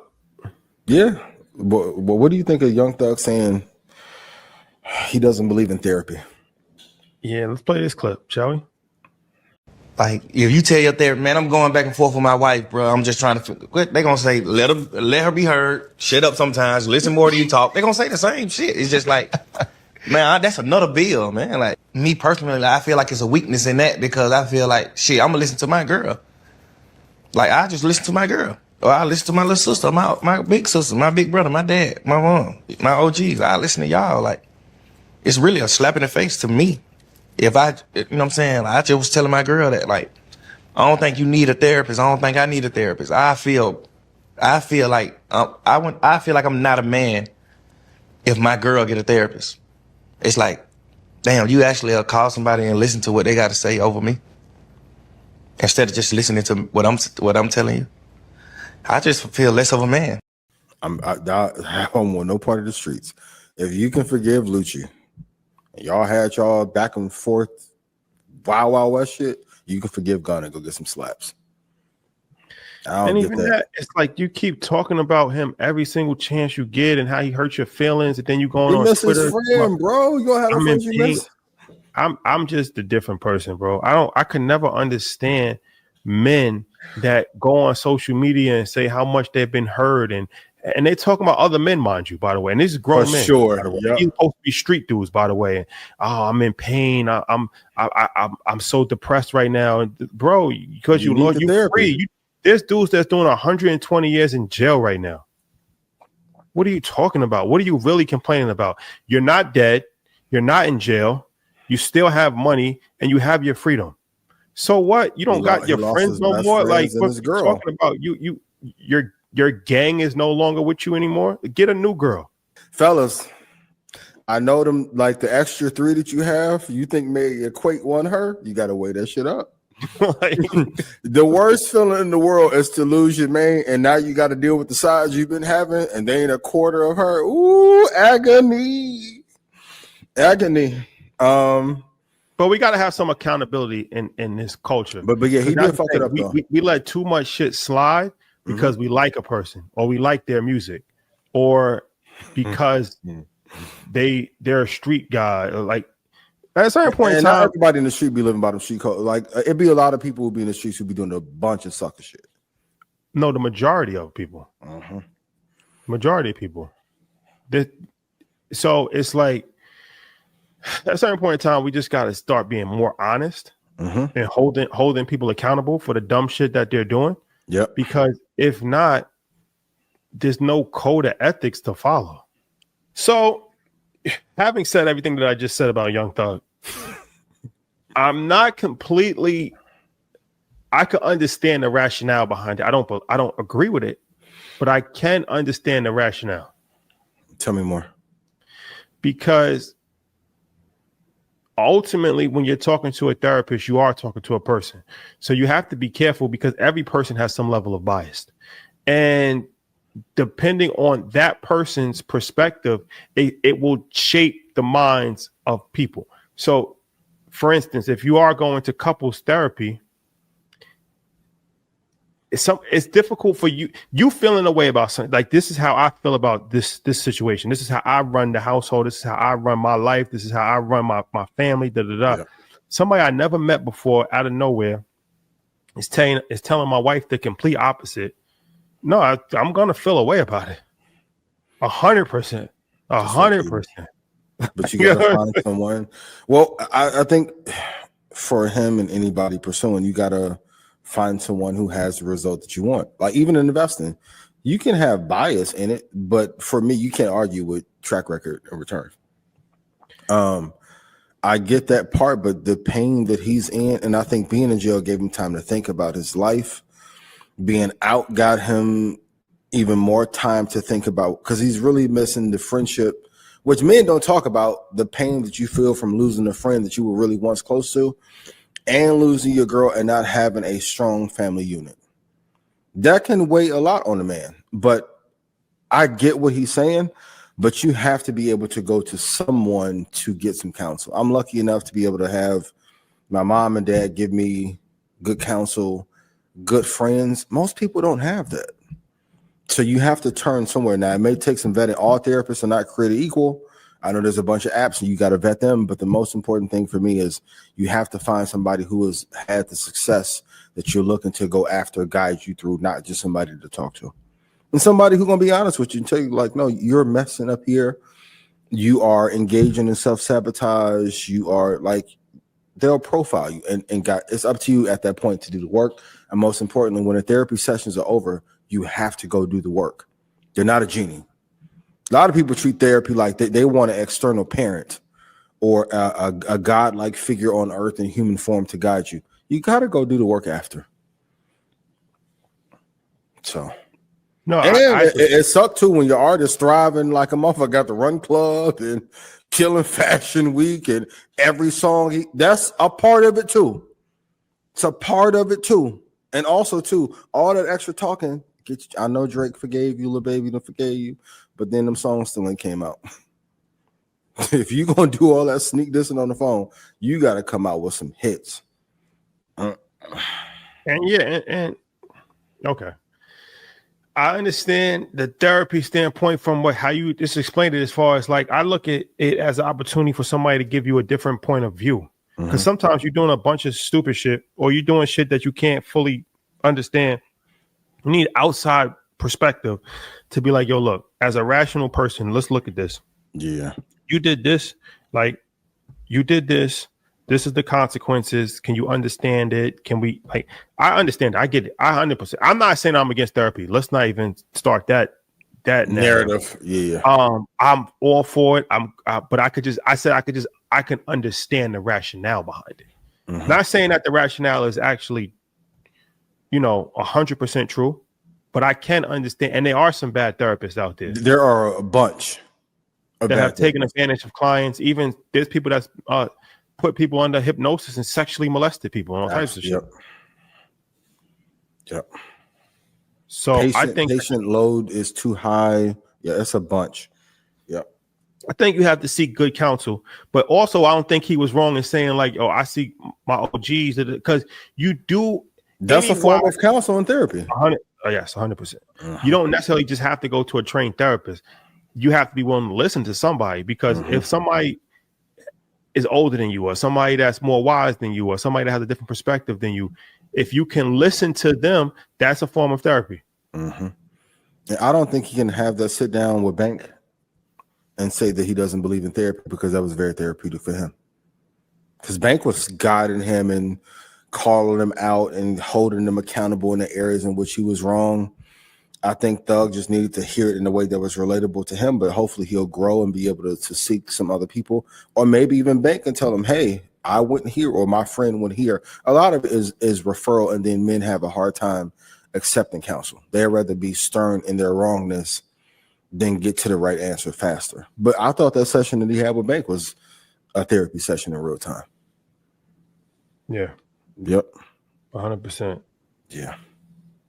But the overgoing to therapy, just y'all be treating it like church and not doing the work after, that's not the blueprint. It's not the blueprint. You can seek all the counsel in the world, but until you get to a breaking point of saying, I would never go through this thing again, never make this mistake again, That alone will change your life. You can't just lean on somebody else for all the answers. And a great therapist will tell you, go do the work. They're not going to milk you for 7 hours. It's going to be 1 hour in and out. You go on your journey and go execute. And then we also have to come to the acceptance that a lot of people are just not good people. Hello. Like a lot of people are just not good people. Good people. What percentage of people in the world would you say are not good? No, it's a lot. I mean, it's a lot of good people, but there's a lot of bad people in the world too. Like, there's a lot of fucked up people in the world. Like people that's just compulsive liars, cheaters, fucking, manipulators, thieves, abusers. There's just a lot of they're just bad people. Mm-hmm. Everybody can't be rehabilitated, and that's why I just like to just stay to myself, because I don't fuck with people like that, because people are bad. You're a wise man. And some people be like, no, we gotta give people a chance. We meet thousands of people a year. You can count on two hands the people that are exceptional and of great character. Yeah, it's tough. I'm cool. I don't need to be going to every single, party and like, nope. I pop out when it's needed. We traveling, we meeting the right people. Okay. But my thing also is like, if we doing good business, let's just do good business. We don't need to be personal friends. Some people might have got, mad at me about that over the course of the years, but it's like me and you, we have a relationship. We have a friendship. A lot of people, I'm not your, and I'm okay with saying like, we're not friends. But you do understand a part of the desire to do business is the desire to be friends with you. I even actually personally like, yo, you're going to be heartbroken when you fuck through what you doing. Yeah, but it also goes back to I reserve the right to. Absolutely. Like, I'm not obligated. Like I said, me and you, we have chemistry. We become friends. Mm-hmm. 19 Keys, he's become a friend. Yeah. But there's other people who we do business, but they're not friends, and that's okay. And because I'm not their friend either, and that's okay. Yeah. Like the expectation of like, yo, it's weird. Like a lot of these men have, it's almost like they're trying to court. Like, how do you do with a woman? It's like when you get rejected by a woman, then you get scorned, and it's like now you become bitter. Bro, it's not you. It's the deep father wounds that were present there before you came into their life. That's 100%. I only have the bandwidth to be father to. I can't be a father to everybody, and I can't be a close companion to everybody. It's draining. Yeah. And I'm okay with that, of setting boundaries. Do you tell them that in the beginning though? I never knew you had to. I don't fuck with you like that. Like, you know what I'm saying? Like, it's not like, it ain't no, like I said, like me and you, we text, we on a group chat, we text every day, like every single day. If you haven't heard from me in 6 months, I don't fuck with you like that, bro. And that's okay. I don't wish no death upon you. I don't wish no harm. Mm-hmm. We can still get money together. We can still do things. You know what I'm saying? Like, I'm cool with you, bro, but we're not friends. We use the word friends very loosely these days. I don't fuck with you. And people want the benefits of the friendship without being a good friend. People hit me, go on, talk to you as much. It's like, well, if you only hit me when you need something, that's not genuine. Like, that's why I have love for my friends who knew me when I was broke. Like, shout out to Israel and see, like, before I was hella rich and all that shit, they just check on me for Ian, not the master investor, Red Panda, all that shit. Like, just be a good friend. Some of y'all don't have good friendships because you are not a good friend in that equation. And it's too many expectations. I seen Fabio Foreign get mad at because he wasn't on Mafia-thon. Nobody owes you anything in life. Like, that's another thing. Like, I always heard this in the music industry all the time of like, yo, the music industry so fake. They so fake. And then I'm like, well, why the music industry so fake? And then everybody had the same answer. It's like, yo, when you hot, they blowing up your phone. And then once you get cold, nobody call. They ain't supposed to call you. And stay hot. They're not supposed to call you when you're cold. That's the problem. You looking at it like, oh, this is my mother, this is my father. No, we're loose acquaintances at best. We're doing business from a transactional standpoint. When you're hot, you have value to offer. When you're cold, you got no value to offer. So focus on getting yourself back hot again. I never understood that. I'll never understand. Like, yo, damn, my phone stopped ringing. It's supposed to stop ringing. You cold, nigga. What you thought was supposed to happen? We can't criticize Trump for the two ends and then we use the third one. Okay, Rashad. But this is a great business lesson. Stay great in your craft so you remain hot.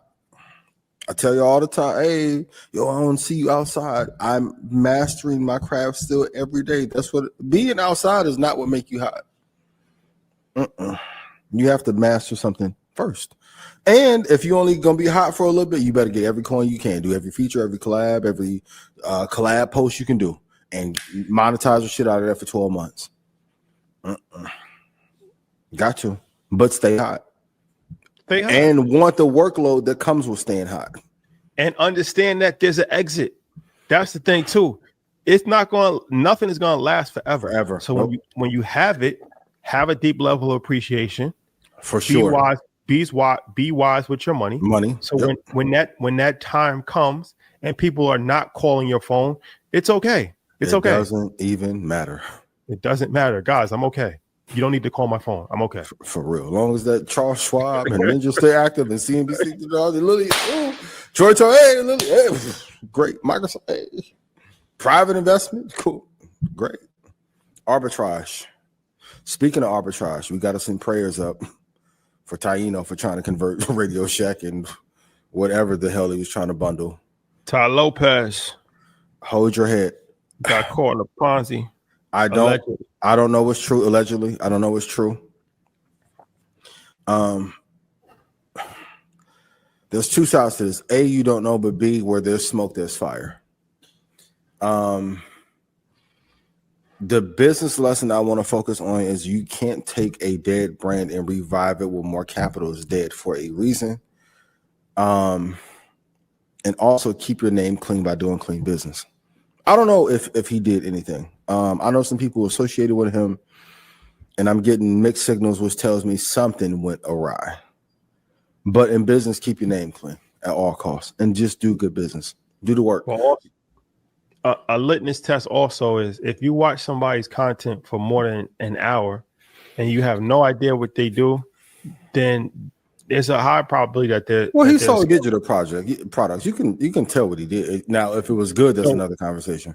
When I first came into social media, I was studying everybody. Knowledge. I followed, huh? Do you want knowledge? I followed him, and I used to watch his videos. And he used these guys that would talk in circles. I never fully understood exactly what he did. There was always some level of vague offer attached to it.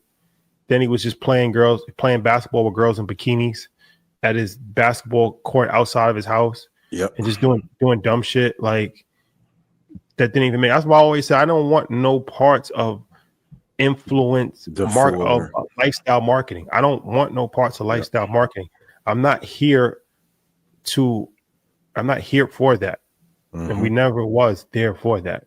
And if I show you clothes and shit like that, that's really what I'm into fashion. I've been doing fashion since I was a little kid. But if I need to show you a girl in a bikini playing basketball for you to follow me, the business model messed up. I've done something wrong. Mm-hmm. And that's what he did. That was his approach. Mm-hmm. And like I said, I don't know what he did, but I'm just saying I never found any value in anything that he said. And then fucking John Henry tore him apart in that legendary YouTube debate. So I never found value in anything that Tai Lopez has ever done. So it's not really too surprising that this situation has come about. And the crazy part, it was a great idea to take a decaying brand, but the mistake came is to pitching investors to be involved in it. Like if we went and bought Circuit City, the IP to Circuit City, I'm not going to go to Red Panda to Red Fund to fundraise for it. I'm gonna just use my own capital to try and resurrect it. But also too, you got to know, like if you're launching Pier 1 Imports, Bed Bath & Beyond, Amazon and Restoration Hardware, despite the tariffs, have you wiped down. It's not going to work. But just be mindful. And also too, man, it's so much more money just doing clean business and not finessing that way. So much more opportunity to, and he got in crypto at the tail end of 2018, just knowing what mission to, but going back to eating your own dog food. You can't have 7 offers and do lifestyle marketing. Everybody I know who's really good at the lifestyle marketing isn't as great. It's tough to be great at both, to do great lifestyle marketing and have a great business that gives great returns. It's tough. Be careful. Yeah, I never understood it, but hey, good luck to him in his situation. But just be a cautionary tale for all you marketers out there. Like, for sure, because they're looking. Be careful, man. Like, be careful. Like, the SEC is looking more, not to cut you off, more than ever at the entire space of what y'all are pitching. Be careful, man. Like I said, I don't want to do lifestyle marketing. Hey, I'm not generally that happy of a person anyway, and I don't generally trust and like people. So I don't have the makeup to put on that. That would be a facade for me. But if that is your personality, okay. But just be careful, because the energy that you're attracting is going to come back to you. You have to be very careful, especially in the day and age where money is tighter than ever. And especially with Bitcoin being prevalent, Ethereum being prevalent, XRP, NVIDIA, where you can get easy returns out of the market for you to sell something on getting a 2 or 3x return when they can get it out the market. Bro, you got to deliver some blockbuster returns, no pun intended, to do that. And it's not worth it to scam, especially when you already had a good life. So, and Houston, I love you. It's my home, not my hometown, but my home city. We got to do something about the serial killer thing. I know y'all keep saying this is 6th body found in 12 days in the bayou. It was in Austin, and I want to keep raising awareness on this because it's predominantly women being attacked and a lot of black women. At some point, city of Houston, I love y'all. Please don't block my path coming to city y'all and all that. But at some point, if 12 people are being found, or 8 people, allegedly up to 16 people have been found, you got to put a serial killer notice out. So what are they saying? That these are different acts and they have no connections and ties to each other. But they're all predominantly young women, mostly African American, that are on a trail, because the trails by the bayous don't have any cameras. It's like a perfect place to attack someone. This was happening in Austin 3 years ago when being found in the river, and the theory is that he left from there when things got hot and came to Houston. I don't believe in as much coincidence, though. There's cameras everywhere. He's attacking in the blind spots in the city of Houston. Please be careful. Also, too, because you can carry in Texas, you need to take your gun with you, as I have always done when you go on your little bike rides and walks. Everyone is not mentally stable just because you are. And people are hurting. People are going back into neighborhoods and finding ways to get things off of people just in case. But the serial killer thing has to be addressed because it's too prevalent. But yeah, so prayers to anyone that's been affected by this, but please be careful. Please be careful. For sure. And let's end it on this note. Speaking of that, let's end it on this note. Mass shooting epidemic. There was a there's been 324 mass shootings this year. So a mass shooting is when four or more people get shot. Then not including the gunman. And there's been 324 mass shootings. So there's essentially been a mass shooting every single day of the year, plus some. Plus some. Every single day of the year so far, plus some. There's been a mass shooting in America. And this is a from a psychological standpoint of who does mass shootings. We can have that conversation. Yeah, we sure can. That's never talked about. Important. That's never talked about. But also just the violent nature of the United States of America. At a certain point in time, we got to have a real conversation about that. Let's have it now.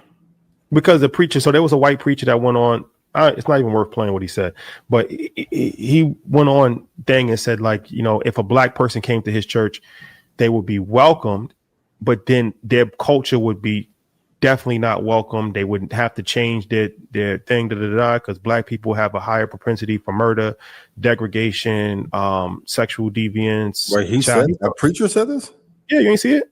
No, what? Yeah, it's on Jamal Bryant's page. It's been trending. He went crazy. So I just love when people just bring up stats about one thing and just hide stats about another thing. I just seen the FBI just took the stat that radical white right wing extreme groups are the most detrimental groups to American society right now. Yep. Took that off the website. Wait, they took it off the site? Yeah. Like 70% of mass shootings are done by young white men. This is a problem that is never addressed, because it's always like a sing. They always say it's a single. If somebody gets shot in Chicago, it's a whole, everybody's part of it. Yeah. Every single day there's been a mass shooting, every single day almost the same exact profile person is responsible for the mass shooting. And it's never a collective problem. It's never a collective problem. An individual person with mental illness. It's a random act. It's just a random act, and then it gets one day of coverage, and that's it. Never a collective problem. Never. Yeah. Never a collective problem. It says a lot about the media, but it also says a lot about the times that we're in, where people place blame on groups of people when it's convenient. Absolutely, and to fit their own agenda. So somebody blows up a building and they from Saudi Arabia. Now, it's a war on every Muslim all over the world, every Arab. Somebody gets shot in Chicago. Now all black youth are gang members, and we have a gang. Send the National Guard. Yep. Send the National Guard. Literally send the National Guard. Somebody, a migrant from Venezuela attacks a cop, and now it's a whole every Spanish speaking person in America needs to get deported, and they've tainted the bloodline of America. White man kills 10 people in a church, and it's just we never knew. How could this happen? We have to study the psychological profile of what could potentially make somebody want to do something like this. We didn't see any signs of this happening. I remember when the Columbine thing happened when I was in high school, and it felt like the world stopped. Like, to hear that number now, where it's averaging one mass shooting per day, that is absolutely insane. And it's a violence problem in America. We have too much access to guns. When are they going to start to realize that it's a direct correlation to having more guns and more murders? Doesn't take a rocket scientist to figure that out. But most people have rationalized the other way, where they're saying, okay, well, if we have more guns, we need more guns, more murders. How are we going to solve this problem? More guns. So now everybody has a gun. So now if everybody has a gun, then everybody will be safer. You can't make this shit up. You really can't. They lobbied that point home to death in the 60s. Same with smoking until things took a tide, but it seemed like cigarettes, those illnesses have been passed on to food. There's a lot of things that are killing us, but I think that lobbying power is so strong from the NRA. And how the country was founded, they'll never get away from I'm not a gun advocate. And I know there's a strong sentiment, even in the black community, of we need guns because if the government ever gets too powerful, you're not shooting the government. No, like when Andrew and Palantir, like the shit that I've seen just in the little demos I got. You're not raging war against the gun. So that argument, I don't want to hear that argument. You're not going. Only person there's only been one gangster rapper in the history of rap music. What? No, what? I had this conversation a couple days ago. Let's have this conversation. I'm with you. Go ahead. There's only been one gangster rapper in the history of rap music. Can we define? I'm gonna do what my guy did at the dinner. Can we define what gangster is? Well, we can. When I say it, then we'll have a better definition. Okay. Can you take a guess? I have no clue. You said one, so I threw me for a loop. Who? Tupac Shakur. I mean, that's my guy. Rest in peace. And when I said that, I got a lot of backlash. They were like, "Yo, Tupac, he was a dancer in Baltimore, and he from New York originally. Then he goes to Oakland. Then he becomes a gang member. You know, there's a narrative around There's Tupac. a narrative, but he's also secure too. That narrative gets pushed. That's why. This is why I say Tupac is the only gangster in the history of rap. Not because he did violence to another black man or he's part of a gang. All that to me is not gangster. I know where you're going. Tupac was in Atlanta, Georgia, minding his business and seeing another black man that he never knew in the history of his life getting harassed by two white men and shot both of them, cops. He didn't know got at the time up they were and cops, though. Huh? He didn't know at the time there was cops. He didn't know it was cops, but I'm just saying, and beat the case and went into court and stood them down, stood his ground. Yeah. That's gangster. That's gangster. Like he's seen, and he beat the case because they was drunk. They was violating somebody's civil rights. They was violating a man. He didn't know the dude from nowhere. He had never met the dude. It wasn't his friend. He just saw a black man getting harassed, beat up in the alley by two white people that was drunk. He tried to defuse the situation. The situation couldn't get diffused, and he let off his gun. Yeah. That's gangster. And they backed out. You know, they tried to brandish their weapon first. So yeah, I'm saying he beat his case because he was rightfully. That's another part that was. He wasn't just no hothead just shooting. He knew the rights. He knew his rights. He knew the rights of him, and he knew the rights of the other civilian. He handled it the right way. Yep. And he beat the case. He beat the case. Like it's not. This is a fact. Tupac shot two cops and got off. Rest in peace, Mario. And you can argue from that moment on, the system gave him hell for getting off too. Of course. Of course. Gave him hell. Like Pac, that's why I always say Pac is the only gangster rapper in the history of rap music. I mean, it's Pac, so I can't argue against that. I can't argue against that. Rest in peace. So I say that to say, man, no, y'all not going to use these weapons against no institution, none of them. You're not going to do it. So it's like, okay, yeah, there is. I understand self-defense, but you don't need a Draco for self-defense. You don't need an assault rifle. If they got an assault rifle, you do. Nobody should have an assault rifle. That's what I'm saying. Yeah. No, but these guns were not made for self-protection. When that amendment came out, that was not meant for that. So they got to have some level of rational thinking here. That those type of rational military grade weapons that on the battlefield, they're not to protect your home.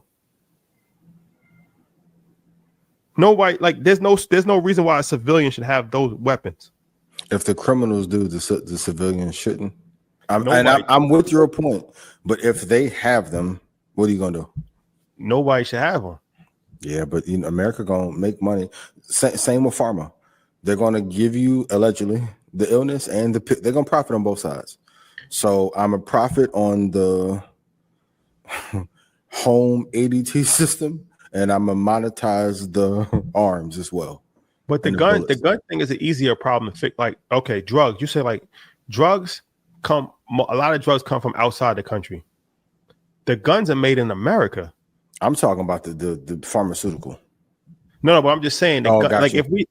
It's easier to control the gun situation because the guns are being made here in factories. They're not illegally. They're not getting made illegally in some wood somewhere. They're getting made in factories in the United States of America and getting smuggled. That's what the Mexican authorities said. They was like, okay, you getting mad at us for smuggling drugs into your country. We'll stop smuggling guns into our country. Yeah, the gun. That's another topic. But yeah, they are definitely coming here for sure. Like, you know what I'm saying? Like, America is 3x markup too. Yeah, America's manufacturing these guns. Stop making the guns. That's part of the core pillars of the country, though. They'll never do that. I'm not saying that it should not happen morally. I agree 1,000%. But weapons are part of that core, and it's a core tenet to uphold the racism too. That's why you see like countries that have higher net worths that don't have that deep racist element, they don't have as many guns in their country. And they don't have the violence. None of these quote unquote civilized first world countries, whether it's Japan, whether it's China, whether it's any country in Europe, it's not needed. None of these countries have the violence level that we have in America. And it's a direct correlation because none of these countries have the easy access to guns. None of these countries. There's no guns. You go to London, you ain't no guns in London. That's why they get stabbed. They be like, okay, well, but then the stab deaths are nowhere near the deaths that we have in America. Yeah. But shout out to the London bros. What was that tape pulled up? Make sure it was good. No, for sure. Shout out to the bros. And of course, they got some guns there illegally, but it's nowhere near the gun epidemic that we have in America is unprecedented anywhere else in the world. Yeah. The crazy part, you say all that and you're a good shot. I mean, me, Kyrie, shot, Troy went to the fucking gun range. You never shot a gun? No. Fucking target come back. You sure you never shot before? No, it's my first time. I'm like, nigga, grouping is real. You've been in the Bronx with somebody. Protect yourself at all times, man. River Park always sniper. The sniper, part 2. Ooh, Kyrie, another. Y'all think them layups he make phenomenal? Boy, Kyrie be SEAL team. So shout out to my guy. Whew, Lord. Protect yourself at all times. Like I said, I'm all for protection. I'm not against it. I just feel like we gotta have a better system in place because there's too many people dying, and there's too many people dying in the city. Gang violence. There's people dying. Mass shootings. The mass shooting is crazy. Every aspect of American society, every day somebody's getting killed from guns, and that's just like, and even it's unfortunate. I don't wish death on nobody, but Charlie Kirk, he said it himself. He was saying like, I'm okay with some people getting killed every single year for the protection of our rights that we have as gun owners, and he ends up getting killed by a gun. Ironically enough, so it's like you really gotta be careful of what you're promoting because it's okay until it's you. Candace Owens. Even though I don't agree with everything you said politically, please be careful. You're barking up a tree, and I know you know this because you're very smart, but baby, you are barking up a tree that 100%. That you can hear from 70,000 miles away in that forest if that tree falls. Please be careful. All right. On that note, it's been real, ladies and gentlemen. Oh, now you want to wrap it up? Time to get out the country. It's been real. That's my blueprint. Time to skate. Lord, gotta go. It's too much. You know it's bad when like the little friends you got that are adjacent to, you know what I mean? D1, all that.